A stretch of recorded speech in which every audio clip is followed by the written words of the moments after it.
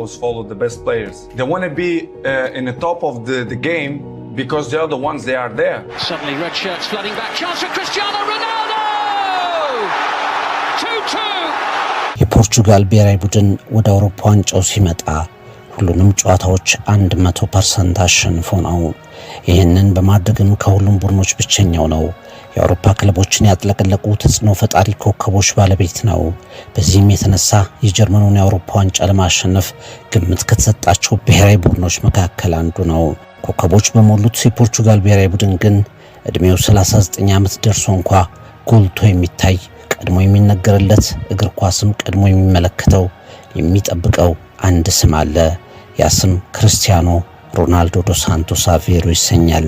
የፖርቹጋልን መለያ ለብሶ ወደ አውሮፓ ዋንጫው ሲገባም ሮናልዶን ወደ ማንቸስተር ተመልሶ ሲመጣና በኦልትራፎርድ የተጫዋቾች ታናል ከዓመታት በኋላ ብቅ ሲል የገለጹት የፒተር ድሩሪ ውብ ቃላትም እንደገና የአውሮፓ ዋንጫው ላይ ሲታይ በትክክል የሚገልጹት ይመስለኛል። እስኪ እንስማቸው። Wreathed in red, restored to this great gallery of the game, a walking work of art. Now in his immaculate maturity, CR7 reunited. እሱ የሚራመድ ጥበብ ነው። እያደር እንደሚጥምም ወይም ዋጋ የማይወጣለት ተመሳሳይ የሌለው አቻ የለሽ ከ18 ዓመታት በፊት ባብዶና ፍጥነቱ በቲያትሩ የደመቀው ታዳጊ ከማይታመን ከፍታና ብስለት ጋር እንደገና ዩናይትድን ተቀላቀለም። CR7 ከዩናይትድ እንደገና ተዋሃደ። Cristiano Ronaldo has a red shirt upon his chisel frame and number 7 on his back.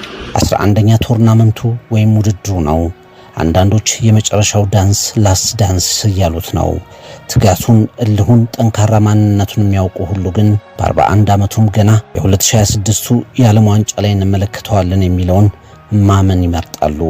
በኮከቦች በተጥለቀለቀው የፖርቹጋል ብሔራዊ ቡድን ዘንድሮ ምን ሚና ይዞ ይመጣል የሚለው በአውሮፓ ዋንጫው እጅግ አብዝቶ የሚጠበቀው ጉዳይ ነው። በጥር 2023 ሮቤርቶ ማርቲኔዝ ፈርናንዶ ሳንቶስን ተክተው የፖርቹጋል ብሔራዊ ቡድን አሰልጣኝ ሲሆኑ ምናልባት ፖርቹጋል ብሔራዊ ቡድን አዲስ ጅማሩ ሊጀምር ወስኗል።